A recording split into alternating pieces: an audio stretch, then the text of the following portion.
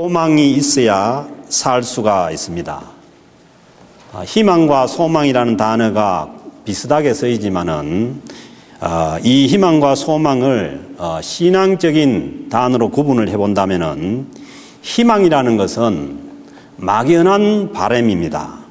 사람의 마음속에서 나오는 막연한 바람이라면은 소망은 하나님과의 관계 속에서 하나님의 말씀에 나타나 있는 하나님의 약속을 믿고 바라보는 것이 소망입니다.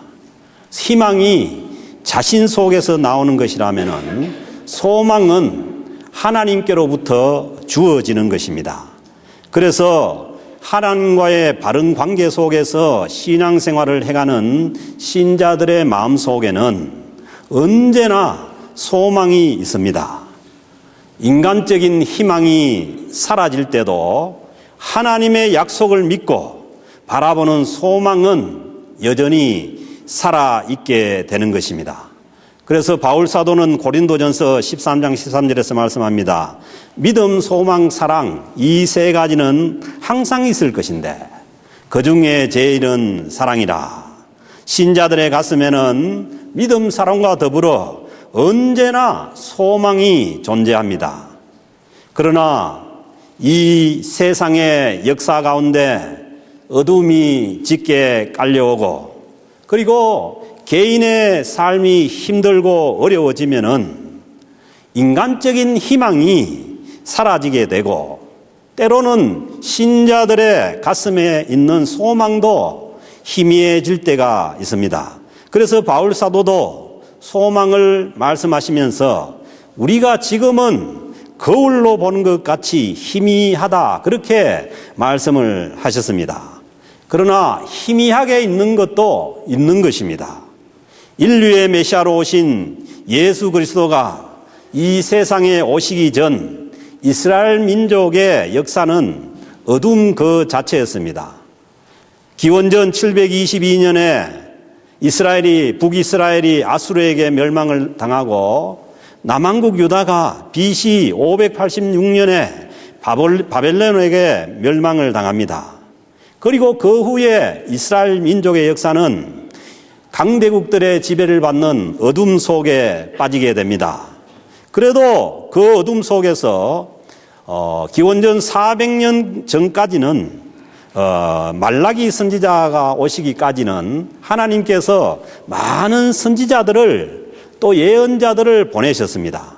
그래서 어두운 가운데 있는 이스라엘 백성들에게 그 선지자들이 소망의 메시지를 전하게 하고 그리고 자기 민족의 역사가 어둠 속에 있었지만은 그 예언자들이 전하는 하나님의 말씀 속에 나타난 하나님의 계시로 인해서 소망을 갖고 생활했습니다.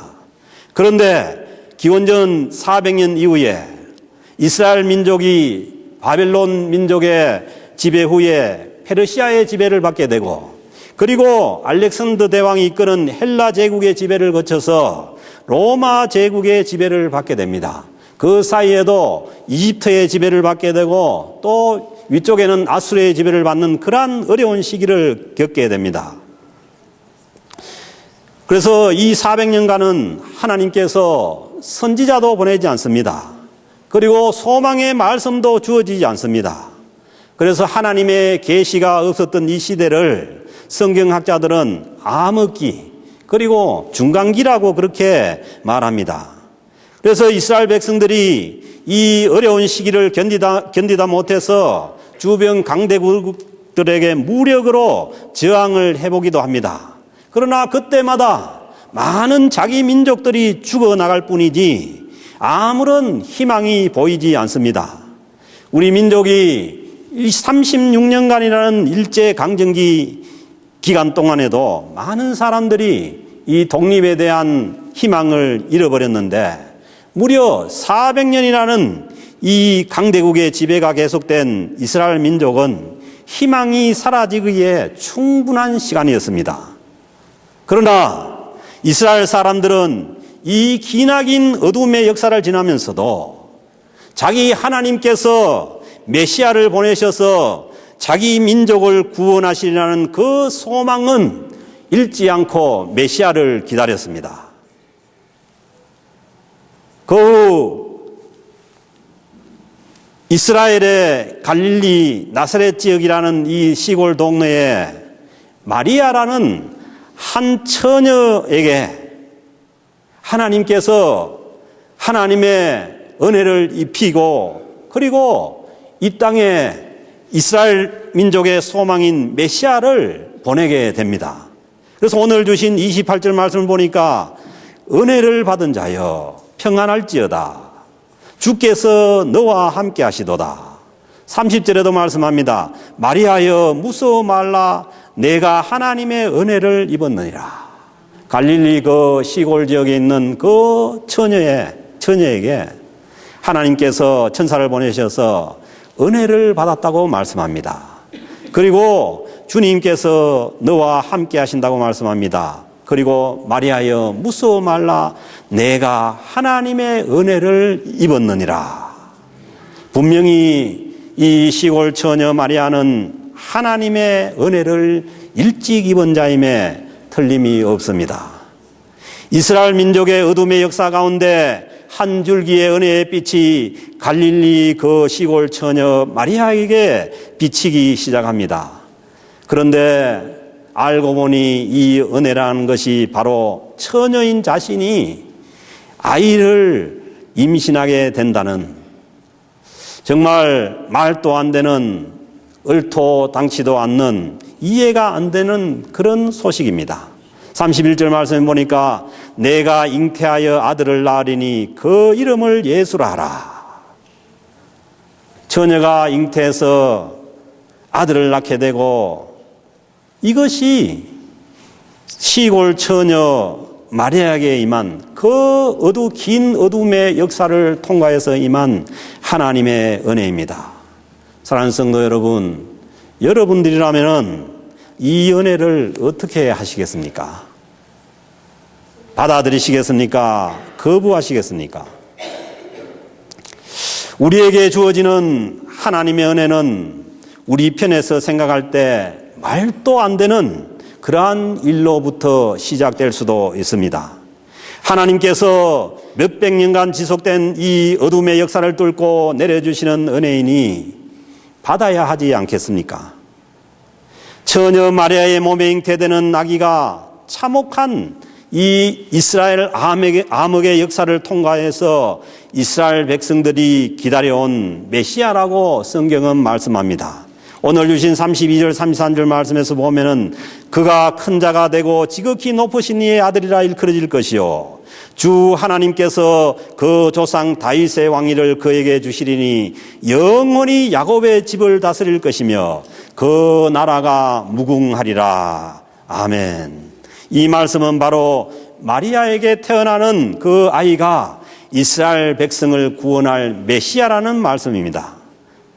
그런데 이 한 시골 처녀가 자기의 몸을 내어 놓아야만 하는 이 안타까운 일을 통해서만 어둠의 역사에 소망의 빛을 비추는 일이 시작이 됩니다. 자신의 몸을 내어 놓아야 하는 이 헌신은 쉽지가 않습니다. 그러기에 마리아도 저항을 합니다. 나는 남자를 알지 못하는데 어떻게 이런 일이 내게 일어날 수가 있습니까? 순진한 시골 처녀로서는 감당하기가 힘든 일이 자기 앞에 닥쳐온 것입니다. 그 당시의 율법으로는 돌에 맞아 죽을지도 모르는 엄청난 일이었습니다. 자기 생명이 걸린 일이었습니다. 이렇게 망설이고 있을 때에 한 번 더 하나님께서 마리아에게 헌신을 요구합니다. 35절에 보면은 성령이 내게 임하시고 지극히 높으신 이의 능력이 너를 덮으리시니 이러므로 나실 바 거룩한 이는 하나님의 아들이라 일컬어질 것이니 하나님의 아들이 자기의 몸에 잉태된다는 것입니다. 그리고 성령께서 그 일을 하시겠다는 것입니다. 하나님의 말씀이니 그대로 이루어진다는 것입니다. 37절 말씀 보면은 대저 하나님의 모든 말씀은 능하지 못하심이 없느니라. 그래서 성령으로 처녀의 몸에 잉태되는 이 일도 하나님의 능하지 못하심이 없는 그 전능하심으로 가능케 된 것입니다. 하나님의 능력으로 이 일을 이루시겠다는 것입니다. 하나님께서 이 일을 이루어 가시는 과정이지만은 하나님께서는 사람의 헌신과 동의를 필요로 합니다. 드디어 그 마리아가 하나님의 뜻을 받아들이고 순종하게 됩니다. 38절에 보니까 주의 여종이오니 말씀대로 내게 이루어지이다.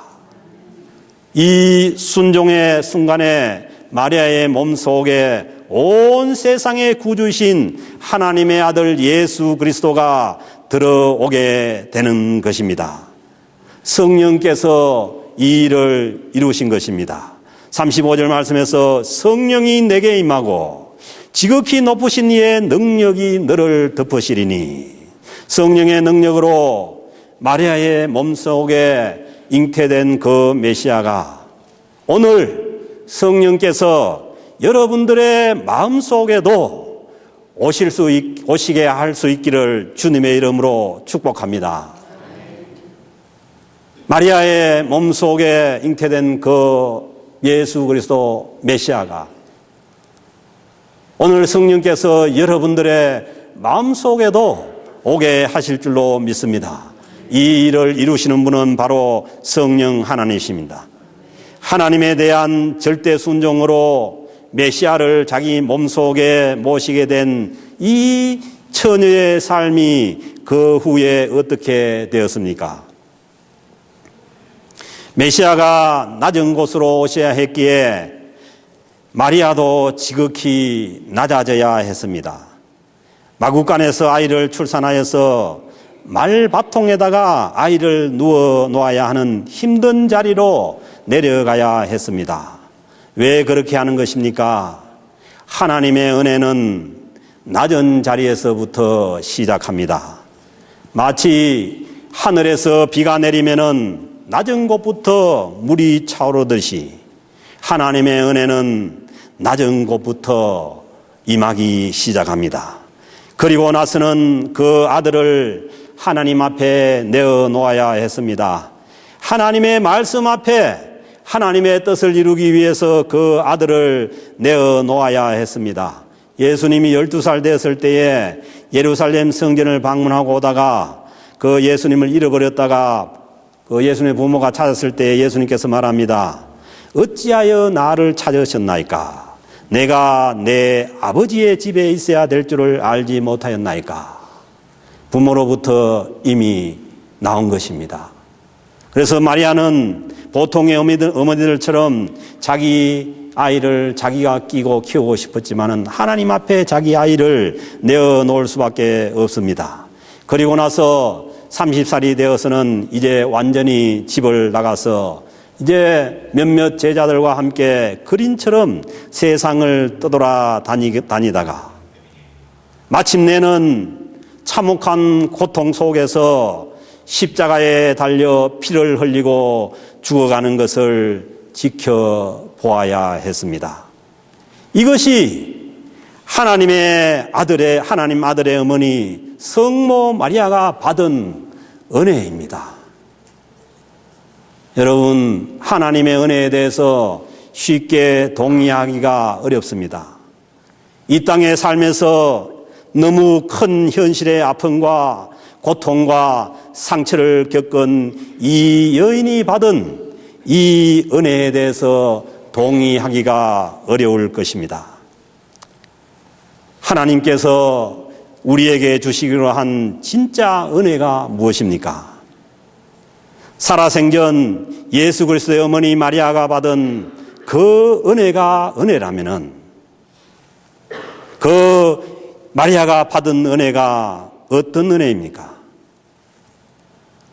인류의 메시아이신 예수 그리스도를 가까이서 지켜보고 가까이 모신 은혜였습니다. 인류의 메시아로 오신 주님과 가장 가까이 있는 은혜였습니다. 자기가 낳은 아들이기에 그 아들을 떠날 수 없었던 것이 은혜였습니다. 현실이 무척 힘들고 어렵고 차마 눈을 뜨고 볼 수 없는 그런 광경 속에서도 자기가 낳은 아들이기에 그 옆에서 지켜봐야 하는 그것이 예수 그리스도의 어머니 마리아가 받은 은혜였습니다. 그리고 온 몸과 마음으로 헌신한 이 여인이 예수 그리스도를 통해서 얻게 된 진짜 소망이 무엇입니까? 그 처절한 한 여인의 삶을 통해서 얻어진 진짜 소망이 무엇입니까? 그 소망은 예수 그리스도께서 죽음 후에 보여준 부활과 영생입니다. 부활과 영생이 있기에 자기가 온몸으로 헌신하여 이 땅에서 함께한 그 아들과 영원히 저 하늘나라에서 함께 할 수 있다는 것이 그 여인의 소망이 된 것입니다. 이 소망이 인간의 어두운 역사를 뚫고 나갈 수 있는 진짜 소망입니다. 이 소망이 개인의 아픈 현실을 견디게 하고 그 현실을 딛고 일어서게 할 수 있는 진짜 소망입니다. 우리 모두에게는 현실의 삶에서 스스로 해결할 수 없는 문제들이 있고 그 현실 앞에서 가슴을 쳐야 하는 안타까운 그러한 순간들을 살 때가 있습니다.